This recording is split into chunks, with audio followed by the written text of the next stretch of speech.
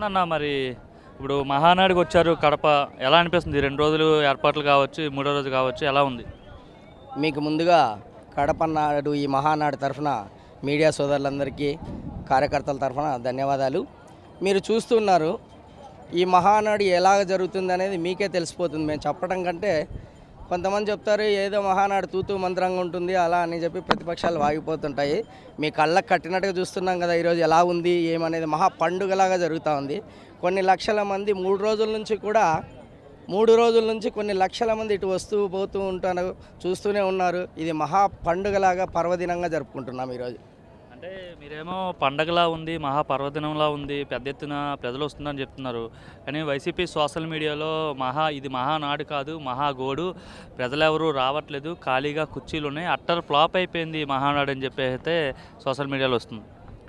Sir అబద్ధాలు చెప్పేవాడికి ఎన్నైనా చెప్పచ్చు, మేము కూడా చెప్పచ్చు. ఈరోజు వాళ్ళ మాదిరి మేము ఏదో సారా ప్యాకెట్లో 300 డబ్బులు ఇచ్చో లేదు వాళ్ళకి ఏదన్నా రోజు కూలి 500 మాట్లాడి పిలిపించుకున్న కార్యకర్తలు అయితే కాదు. మాకు ఖచ్చితంగా వాళ్ళు సొంతంగా ఖర్చు పెట్టుకొని ఇక్కడికి వచ్చే కార్యకర్తలు నాయకులు ఇక్కడ ఉన్నారు. కానీ వాళ్ళ మాదిరి ఏదో బిర్యానీ ప్యాకెట్లకి సారా ప్యాకెట్లకి క్వార్టర్ బాటిల్కి అమ్ముకొని ఇది చేసేవాళ్ళం కాదు. మేము కూలీలు పెట్టి కూడా పిలుచుకోలేదు. ఈ మహానాడు అంటే మాకు పండగలా అందరూ అనుకొని వస్తూనే ఉన్నారు ఇప్పటికి కూడా. అంటే పెద్ద ఎత్తున డబ్బులు ఇచ్చి బస్సులు పెట్టి తరలిస్తున్నారు, అయినా సరే మహానాడికి ఎవరు కూడా రావడానికి ఇంట్రెస్ట్ చూపించట్లేదు అని చెప్పేసి అయితే మరో పక్క చెప్తున్నారు. డబ్బులు అయితే ఇస్తున్న దేనికి అనేది వాళ్ళకి ఆ ఇంకిత జ్ఞానం కూడా లేదు, మేమేం చేయలేము. సభ్యత్వాలు ఈరోజు ఒక్కొక్కరు మేము 1 కోటి మంది సభ్యత్వాలు చేసిన ఘనత టీడీపీ ప్రభుత్వాన్ని. అలాంటప్పుడు మాకు డబ్బులు ఇవ్వాల్సిన కర్మ లేదు. మా కార్యకర్తలు 100 రూపాయలు సభ్యత్వం నమోదు చేస్తేనే 200 కోట్లు దాటింది. మాకేం కర్మ అండి డబ్బులు ఇచ్చి పిలిపించుకోవడానికి? డబ్బులు ఇచ్చి పిలిపిస్తే 1 రోజు వస్తారు, 2 రోజులు వస్తారు, 3 రోజులు ఇదే వరుసగా వరదల్లాగా వస్తున్నారంటే అది వారి విజ్ఞతగా వదిలేస్తున్నాం మేము. అంటే కేవలం వైసీపీ వాళ్ళని రెచ్చగొట్టడానికే కడపలో ఈ మహానాడు పెట్టారు. ఎందుకంటే రీసెంట్గా ఎన్నికలు జరిగి ఇంకా 11 నెలలు అయింది. ఘోర ఓటమి తర్వాత వాళ్ళని అవహేళన చేయడానికి, వాళ్ళని రెచ్చగొట్టే ధోరణిలోనే ఈ మహానాడు సభ అనేది కడపలో పెట్టారని వాళ్ళు అంటున్నారు. అవునండి, ఇంత తెలిసిన వాళ్ళు మీరు ఇలా చేస్తారని ఒక తెలిసిన ఇది వై నాట్ 175 అన్నారే, మరి మీకు సిగ్గు లేదా ఇలా మాట్లాడటానికి? మరి మీరు అన్ని అభివృద్ధి కార్యక్రమాలన్నీ చేసింటే మరి ఎక్కడ పోయాయండి మీ 175 అని మేము కూడా అడుగుతాం. కానీ ఇది రెచ్చగొట్టడానికి కాదు, కార్యకర్తలు నష్టపోయిన కార్యకర్తలకు ఒక భరోసాను ఇవ్వడానికి మా అధినాయకుడు చంద్రబాబు నాయుడు గారు కార్యకర్తలు అయితేనేమి, స్త్రీ శిశు సంక్షేమ పథకాల గురించి అయితేనేమి, ఇలాంటి 6 సిద్ధాంతాలతో మా యువనాయకుడు నారా లోకేష్ గారు ఈ మహానాడుని జరిపించడం చూస్తున్నాం.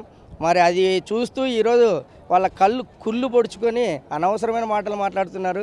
దానికంతా కూడా మేము విమర్శలకి ప్రతి విమర్శలు ఇస్తే మాకు విలువ ఉండదు. వాళ్ళతో పాటే మేము సమానం అయిపోతాం. కాబట్టి మేము వాళ్ళ విజ్ఞతకే వదిలేస్తున్నాం. టైం దగ్గర పడింది, రోజులు లెక్క పెట్టుకోమంటున్నారు వైసీపీ నాయకులు. ఎందుకంటే వైఎస్ఆర్ విగ్రహాలకు టీడీపీ జెండాలు కట్టారు. రేపు పొద్దున్న మా ప్రభుత్వం వస్తే టీడీపీ నాయకుల ఇళ్ళకి వైసీపీ జెండాలు కడతామని చెప్తున్నారు. అది నిజంగా చెప్తున్నాను, వాళ్ళ భ్రమ అదే. మా టీడీపీ వాళ్ళ ఇళ్ళకి వచ్చి జెండాలు కట్టడమే కాదు, ఒక అధికారులని, పోలీసు ఉన్నతాధికారులను కూడా బట్టలు కూడా తీసుకొడతాం, సముద్రాలు అవతలున్నా తెప్పించి కొడతాం అంటున్నారు. కానీ ఇక వాళ్ళ సమయం దగ్గర పడింది, అది వాస్తవమే, మా సమయం కాదు. కానీ వాళ్ళ సమయం అయితే దగ్గర పడింది. ఆల్రెడీ ఇప్పుడు ఒక్కొక్కరు దగ్గర పడి బాగా ప్లెయిన్ రూట్ వేసుకొని సభ్యుల్లాగా వెళ్ళిపోయిన ఘనత వాళ్ళకే చెందింది. మరి ఇప్పుడు ఉన్న వాళ్ళు కూడా దగ్గరలో వాళ్ళు కూడా పోతారు. ఎందుకంటే అన్ని స్కాముల గురించి ప్రజలు చూస్తున్నారు. రాష్ట్ర ప్రజలు అందరూ కూడా విమర్శిస్తూనే ఉన్నారు. అయ్యా ఇంత మోసం చేశారా తెలియకుండానే వాళ్ళ వైఎస్ఆర్సీపీ కార్యకర్తలు అందరూ కూడా ఇక్కడ తెలుగుదేశం కండువా కప్పుకుంటేనే ఈరోజు తెలుగుదేశం ఇంత మెజారిటీతో ముందుకు వచ్చింది. అది తెలుసుకొని ప్రవర్తిస్తే మంచిది వాళ్ళకే. అంటే మరోపక్క జగన్మోహన్ రెడ్డి మాట్లాడుతున్నారు, చంద్రబాబు 11 నెలల పరిపాలన అట్టర్ ఫ్లాప్ అయింది, ప్రజలంతా చాలా ఆగ్రహంతో ఉన్నారు, ఎప్పుడు ఎన్నికలు వచ్చినా వైసీపీని గెలిపించడానికి ప్రజలు సిద్ధంగా ఉన్నారు అని చెప్పి ఆయన మాట్లాడుతున్నాడు. కాదండి, ఉన్నవన్నీ ఏ వ్యవస్థలో తీసుకున్న ₹1 లేకుండా అత్త సొమ్ము అల్లుడు దానం చేసి అని చెప్పేసి మేము పథకాలు ఇస్తున్నాం అని చెప్పి ఏ ఒక్కటి కూడా ఎక్కడా లేకుండా ఖజానా అంతా ఖాళీ చేసి పెట్టేస్తే ఒక్కసారిగా ఈరోజు చంద్రబాబు నాయుడు గారు ఆయన తెలివి కొద్దీ ఈరోజు పరిశ్రమలు అయితేనేమి, పెట్టుబడులు అయితేనేమి అన్నీ తీసుకొని వస్తున్నారు. కాస్త సమయం పడుతుంది. వృద్ధులకు, ముసలోళ్ళకి ₹1000 పెంచుతానని చెప్పి దానిగా 5 సంవత్సరాల కాలపరిమితి కలిపిన ఆయన గొప్పన, అధికారంలోకి వచ్చిన మా నాయకుడు వెంబడే ₹1000 పెంచిన ఈయన గొప్పన, అది కూడా వాళ్ళ విజ్ఞతగా వదిలేస్తాం.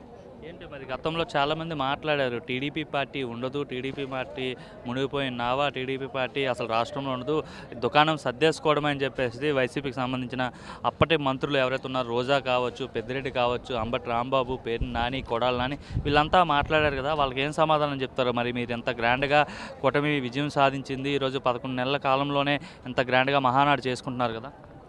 ఇప్పుడు కొడాలి నాని చెప్పాడు చంద్రబాబు నాయుడు గారు గెలిస్తే ఆయన బూట్లు నాకుతాను అని. నాకాడండి ఆయన వచ్చాడా కనీసం బూట్లు నాకడానికి?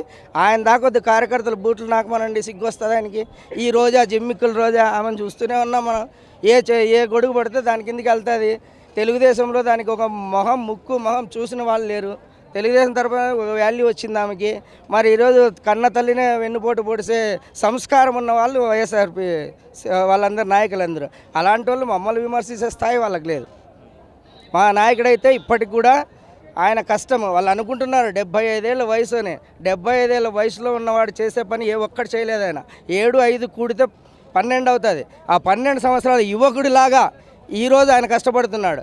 కనీసం వీళ్ళు ఒక ఊరికి పోయిస్తే రెస్ట్ తీసుకుంటారు, ఒక కార్యకర్త కనీసం అలౌ చేసి మాట్లాడే కెపాసిటీ లేదు. ఈరోజు ఇంత మహానాడులో కూడా నిన్న 300 మందితో ఆయన దగ్గరుండి ఫోటోలు తీయించుకొని వాళ్ళ బాధ సాధలు తెలుసుకొని కూడా ప్రవర్తించాడు. అదైనా చూసుకోమని చెప్పండి వాళ్ళు.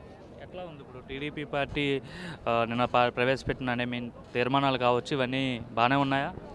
ఇది ఆషామాషా నాయకుడు టీడీపీ పార్టీ స్థాపించలేదు. స్వర్గీయ నందమూరి తారక రామారావు కార్మికుల కోసం, కర్షకుల కోసం, పేదల కోసం కూడు గుడ్డ నీడ అని చెప్పేసి అన్ని కల్పించి ఆయన ప్రతి ఒక్కటి పేదలకు 2 రూపాయల బియ్యాన్ని అందించిన మొట్టమొదటి ఘనత ఆయనదే. కాబట్టి ఆయన స్థాపించిన ఈ పార్టీని ఇట్లాంటి చెంచాగాలు ఇంకా 100 మంది పార్టీలు పెట్టినా కనీసం టీడీపీ జెండా పునాదిని కదిలి లేరని కూడా మేము తెలియజేస్తున్నాం.